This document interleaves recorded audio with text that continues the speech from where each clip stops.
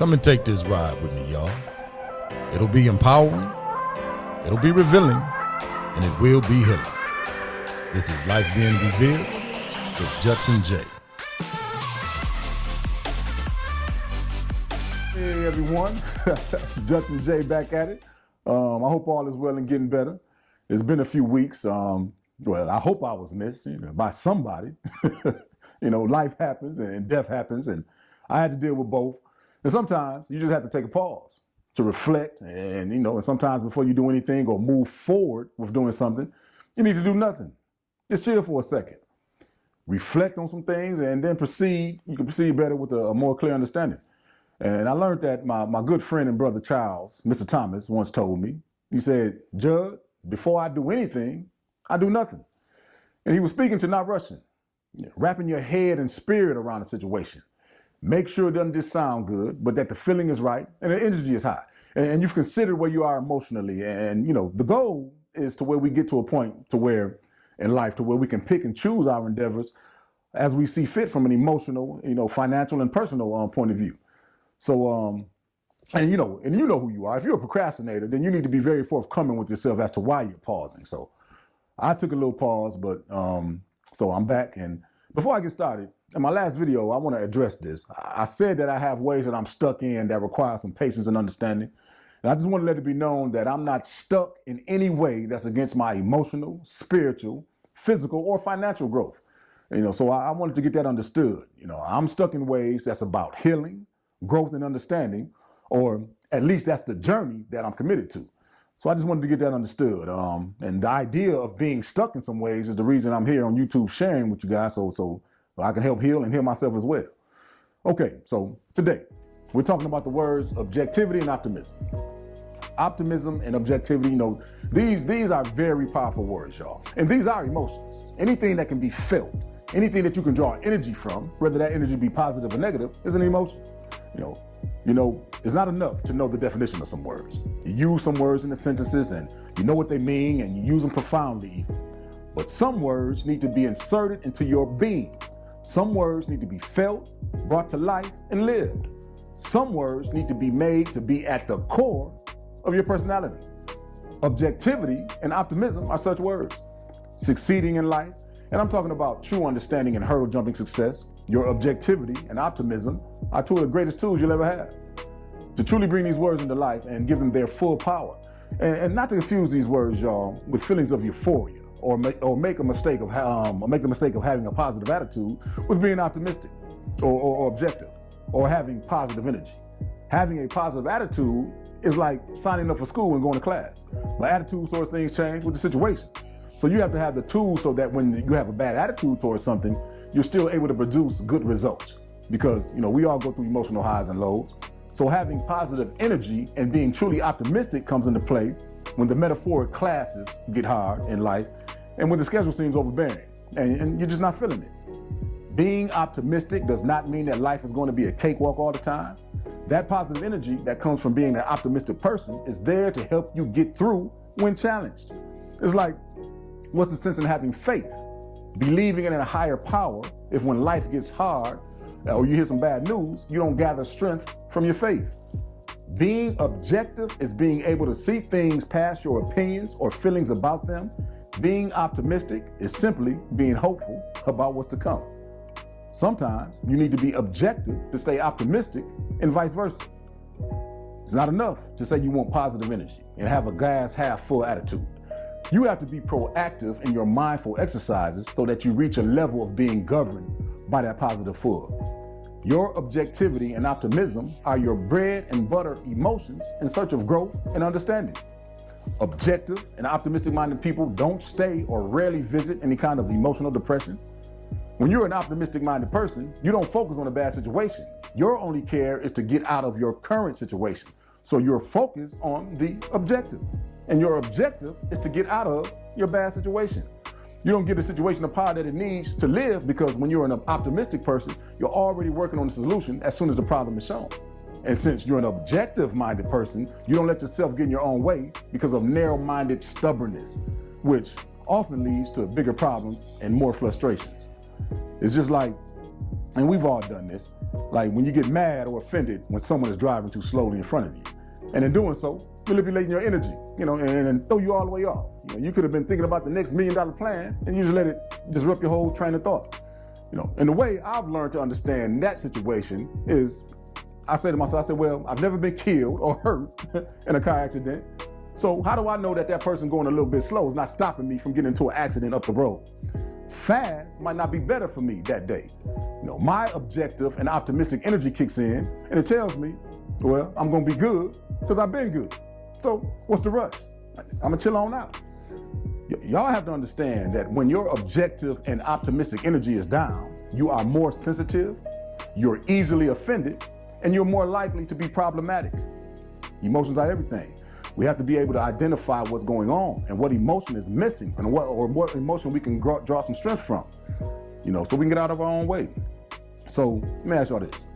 Have you ever known of a person who's always worrying or constantly stressing themselves out about small things when they have much bigger problems that they should be putting their energy into? They make most things way bigger than what they are. But at the same time, downplaying the things that's really kicking their tails in life. People who walk through life this way never really seem to get it all together because they have abandoned their objective and optimistic energy. They don't want to deal with their big problems, but they know they exist. They know something needs to be fixed, so subconsciously they create smaller problems to be fixed so they can feel like they're correcting something in their lives or the lives of others, and it just turns into a bunch of nitpicking and aggravation for everyone involved. So, since they don't have any optimism concerning their own problems, they can't possibly have any objective energy about what other people are going through. And these kind of people, they often hold everyone around them to a higher level of accountability than they hold their own selves to. Now, y'all listen to this. When I asked y'all, have you ever known of someone who was this person? And I know that most of y'all started thinking about someone else, but I'm here to tell you that most of y'all have been this person. Over all of y'all have been this person at some point in your life. And although this way of thinking is not at the core of your personality, you've been this person at some point in your life. And it's complicated your life, and it's made it harder to connect with a loved one. And that's caused some problems in your relationships and personal growth. Now, if your objective energy was up, when I asked that question, your first thought would have been to ask yourself, have I been that person?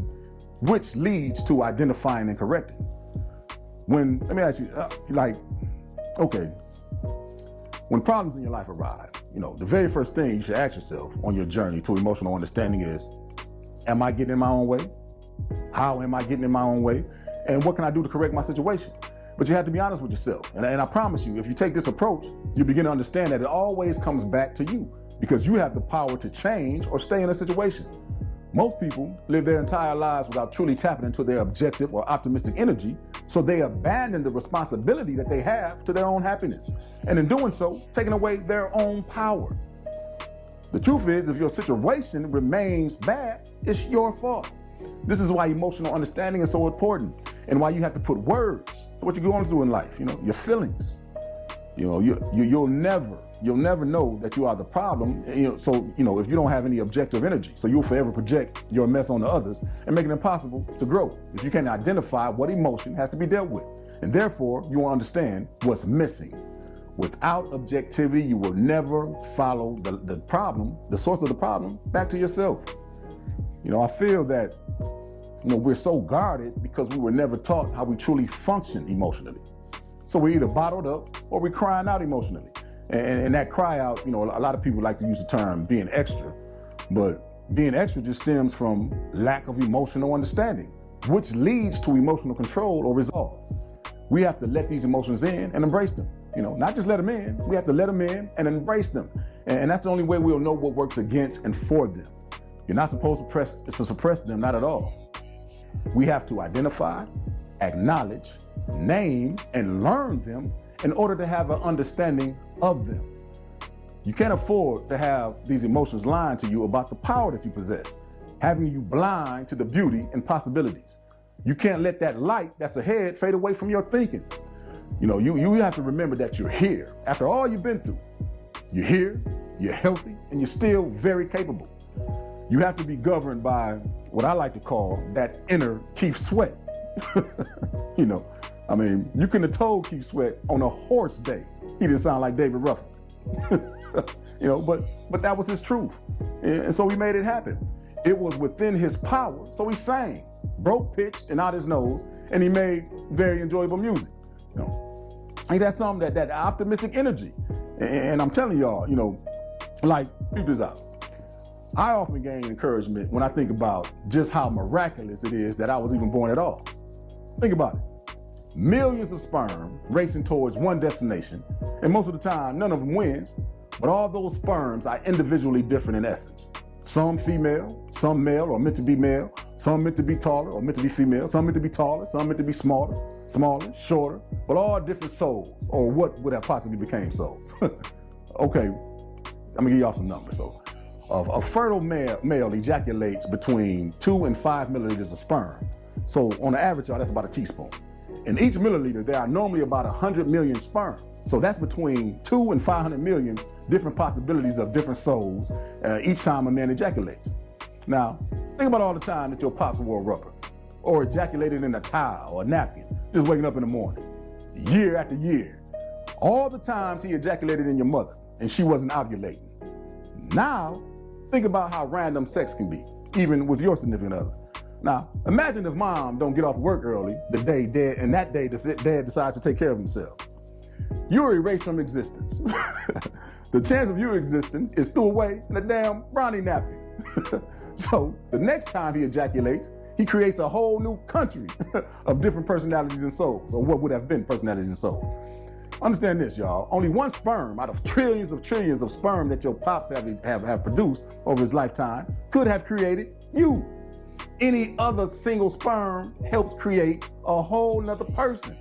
Now, peep this out, and I put some thought into this.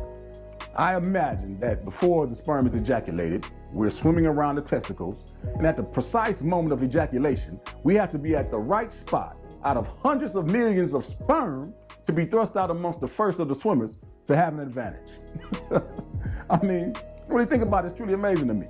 The chances that you and I are even here at all, it's got, and this is the visual, y'all. I got a visual that I measure it to. I compare it to, like, imagine a bird flying over the Sahara Desert and randomly swooping down and grabbing one random grain of sand from the entire Sahara Desert, y'all, which is about the size of the United States of America.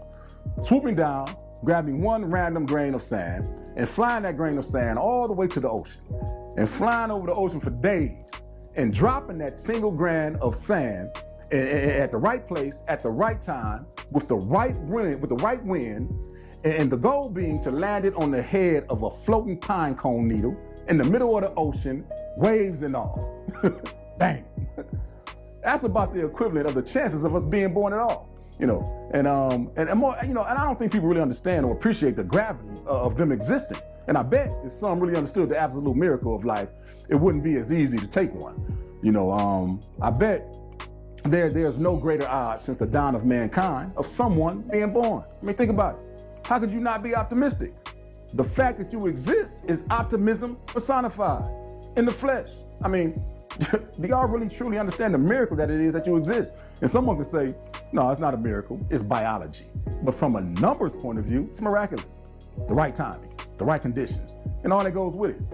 And being able to appreciate this, y'all, has always given me like a celestial feeling. And it keeps me humble and truly grateful and definitely optimistic, because if I exist, then anything that I want for my life can happen, because the odds against what I want for my life to be is nowhere greater than the odds was of me ever existing. So since I exist against those odds, then I can achieve anything that I commit to, that's possible, on this earth. You can't walk through life, y'all, not appreciating the miracle that you are, or the other miraculous things that surround you on a daily. You have to tap back into that childlike exuberance, about the world and life and learning and growing and being excited about new and different things. And I've been in some dark places emotionally, and I know life is not a fairy tale, but I also know that we have the emotional capability, the healing power within, to flow through life with a graceful and powerful understanding of who we truly are and what we can grow to be emotionally. You can't afford to get to a point in your life to where you stop wanting to be better, more healthy, more enlightened, less judgmental. You can't stop searching for the truth. It's like, our mothers, right, and grandmothers have cooked soul food for us with love in their hearts and joy in their souls with nothing but good intentions. Not considering that all the cheese from the macaroni was clogging our arteries, that all the fat and salt was spiking our blood pressure and cholesterol, and all the sugar in the Kool-Aid and peach cobbler was causing diabetes. They never even asked where did the food come from. What was those animals being fed? Or what exactly were the ingredients on these labels? What is sodium and potassium benzoate? What is high fructose corn syrup? What is sodium nitrates? What is butylated hydroxyl? What is blue, green, red, and yellow artificial colors? What is MSGs, monosodium glutamate? And what effects do these things have on the body? Well, they all have negative effects, and some of them are toxins, and it's right there on the ingredients. And many of the things that we were raised eating, and you still may be eating right now. They learned what they was taught, and they didn't aspire to be better cooks by cooking to heal instead of cooking to kill, because that's what they was doing. And even though they were ignorant of it, it still didn't change the effects that it had on the body. They didn't bother to learn the truth about the food that they were feeding their loved ones, no objective or optimistic energy, because once people reach a certain point in their lives, they don't ask themselves, how can I be better? And then truly seek the answers and make the corrections in their lives. No optimistic or objective integrity. Every part of your life should be moving towards prosperity, and it never stops. And y'all, speaking of food, and I hope y'all are eating right. Like I told you in my post, a lie called fear. You can't have, that was food, emotions, and your fear. I'm sorry. You can't have these emotions. You can't have an emotional balance if all you put in your body is garbage. The things that you put in your body are directly connected with your emotions. So I hope y'all stay the course.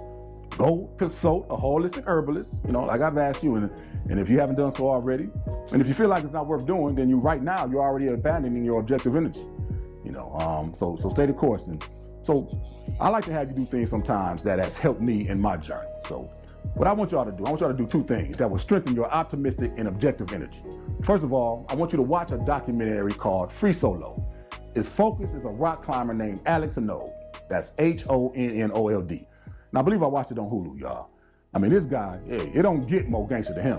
The emotions that he's able to conquer and the emotions that he's able to channel to do the things he does, the emotional calm and stillness is amazing. And I think what he does has more to do with his optimism than it does with conquering fear. So when you watch this, think about the level of emotional control and the power of that and what we all should be capable of in our own lives. And I've watched the documentary more than a few times, and we need things that we can tap into. And I'm telling you, y'all, dude, he's supernatural like, y'all. He's amazing. And the second thing I want you guys to do, I'd like for you to do something that you've never considered doing before, but I want it to be you creating something. You bringing something to life.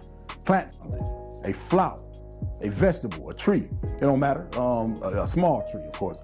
And nurture it to its full life. Or take an art class, or write a song, or some poetry. Pull it from your soul and desires. Or build something, a table, a chair. Create something you've never considered before. And to go on a journey of creating something, you're already hopeful about what's to come. So your optimism is growing. And creating something that you've never considered, it will help in your objective energy. And focus on the process, the frustrations, the doubt. But if you keep going, focus on how that frustration and doubt turns into excitement and joy. Feel the praise of what you're accomplishing. And when it's done, and I'm telling you, it will be beautiful. That song, the poem, the flower, the chair, whatever you decide to do, it will be beautiful. And it'll be healing because you're finishing what you set out to create and beginning to insert optimism and objectivity into your personality because you physically created something beautiful that you never considered creating and you paid attention to your emotional growth along the journey. So remember to stay mindful, y'all, of your emotions. It is your life and yours to direct as you see fit. This is your world and all that's in it is attainable. I'm Judson Jaye, giving what's missing and offering what's needed.